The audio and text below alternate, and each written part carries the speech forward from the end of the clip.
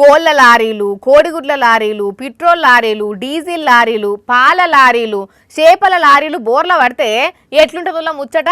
10 అంటే 10 నిమిషాలల్లనే అంత లూటీ చేస్తారు. వాళ్ళు తీసుకుపోయేది కాక దోస్తులకు ఫోన్ చేసి చెప్తారు, ఇంటికి తీసుకుపోయి పక్కోళ్ళకు వంచుతారు కదా.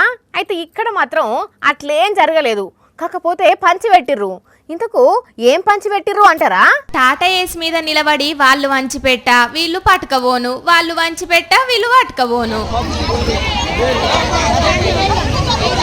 డబ్బాలు తెచ్చుకున్నోళ్లకు డబ్బాలు నింపి పెట్టిండ్రు, సంచులు తెచ్చుకున్నోళ్లకు సంచులు నింపి పెట్టిండ్రు, కవర్లు తెచ్చుకున్నోళ్లకు కవర్లు నింపి పెట్టిండ్రు. అవి చూడుండ్రి ఒక్కొక్కరు ఎట్లా పట్టుకబోతున్నారో, టాటా ఏస్ చుట్టూ ఎట్లా గుంపు కూడిండ్రో. చెప్పండి అన్నలు, గింతగానం ఎందుకు వంచి పెట్టిండ్రే? రైతులకు గిట్టుబాటు ధర రాలేదు, బేరగాళ్ళు కొండలేరు అమ్ముతే, వాటిని తిప్పడానికి ట్రావెల్ ఖర్చులు సరిపోట్లేవు అని సపరేట్గా రైతులకే ఫ్రీ. అయ్యో అన్నదాతల్లారా, ఎంత కష్టం వచ్చిందే మీకు. రైతన్న చెప్పింది అర్థమైందా అనుల్లా?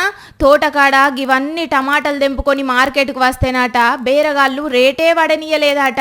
గింతగనం కష్టపడి తీసుకొస్తే గిట్టుబాటు కానిది వాళ్ళకేం అమ్ముతామని మనసు మార్చుకొని బయటికి వచ్చి గిట్ల అమ్మలక్కలకు వంచిపెట్టిండ్రు అన్నట్టు. మైబాద్ జిల్లా కొత్తగూడ దగ్గర ముచ్చటగిది. కానీ చూడుండ్రి కథ ఎట్లున్నదో. రైతు బజార్లు సంతలల్లనేమో 20-30 రూపాయలకు కిలో అమ్ముతున్నారు, గిక్కనేమో వీళ్ళకు గిట్టుబాటే ఇయ్యట్లేదట.